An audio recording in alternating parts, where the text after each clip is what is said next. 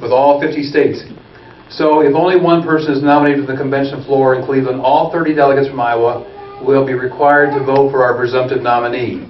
Now, if there's 2 people or more that are nominated for the convention floor, then those results will be announced, and these are probably some of the numbers that you saw in the Des Moines Register.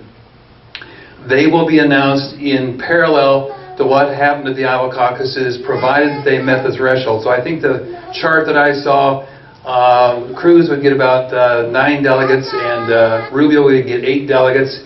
Then I think another 8 would be rewarded to Cruz, and 3 I think to Carson, and I think there were 3 or 4 that got 1 apiece. And so, what's that? Trump. Yeah. Did I say Trump? No. Okay, I'm sorry. Okay, Cruz had the most, and then the other 2, I think Rubio and Cruz got the same number. So anyway, but here's the deal.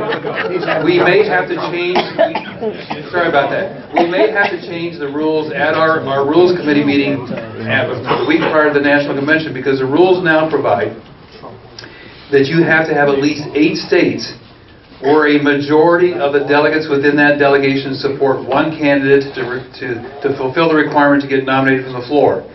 And there's only 10 states right now that have a totally winner-take-all system. Then you have another 10 states that have a hybrid, kind of like half and half. Some of it's winner-take-all, some of it's proportional. And then the other 30 states are basically all proportional. So if you think about it, if this race stays competitive for a while, we may end up at the National Convention where no candidate, let alone 2 candidates, are going to be able to get the 8 states required to put their name forth in nomination. So the Rules Committee of the National Convention meets a week before, which I hope to be on, and so we may have to change the rules to go back to what used to be, or something similar to where you had to have only 5 states, but that was not a majority, that was just a plurality, which means you have one more than anybody else. So we'll have to wait and see when we get to that point. The big thing I want to just kind of mention tonight is the rules. I serve on the Rules Committee. Each state has one person on the Rules Committee.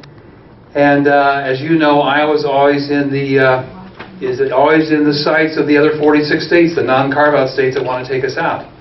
And of course, 4 years ago, we had that issue on our hand where the guy from Massachusetts made a motion to delete Iowa and the other three carve-out states.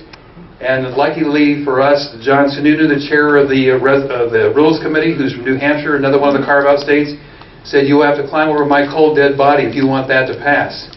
And so with that rhetoric, that quickly died. But we always hear that behind the scenes. But at our last meeting here, a Rules Committee meeting here, just that Jeff and I came back from here about a month and a half ago, there was actually not 1 attempt, but 2 attempts. The first attempt was made by the state chairman from Texas. And so I put on my thinking hat one day and I called Jeff Kaufman. I said, "So Ted Cruz is running for president. His state chairman wants to get rid of Iowa. I think you and I need to call Steve King, who has endorsed Ted Cruz, and to see if Steve King might not be willing to talk to Ted Cruz to get his state chairman to back off." And so we had that conversation. And indeed, Ted Cruz, to his credit, made that call to Tom Meckler from Texas and got him to withdraw the motion to delete Iowa. So when we got to the meeting, he got up and said, I want to pull off the table that motion. And he didn't say why, but we all knew why. And then, as not such good luck would have it, the Utah committee woman sits right next to the Texas chairman, because we're seated alphabetically. And after that was pulled off the table, when there was other Rules Committee business to be taken up, there was a quite lively conversation going between this committee woman from Utah and the guy that had just withdrawn his motion. And sure enough, the New Hampshire guy flew over to my table and says, "Guess what? We got to fight this battle all over one more time now, because she's going to get up and she's going to ask to delete Iowa." So she gets up and she uses the words, "I'm putting down a marker." And I'm not necessarily asking that we get rid of the early states today, but I am telling you that these early states are going to have to clean up their act if I'm going to look kindly on them retaining that status in 2020. And she didn't tell me, she didn't say it publicly, but she told the New Hampshire guy that her particular ire and dislike was directed towards Iowa when 4 years ago, you remember the whole Romney-Santorum deal, do you remember that?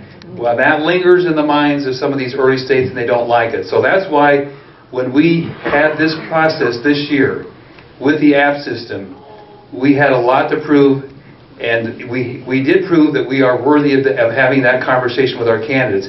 But let me tell you, it's going to come up again and again, but at least we've got more of a foundation. A couple last things.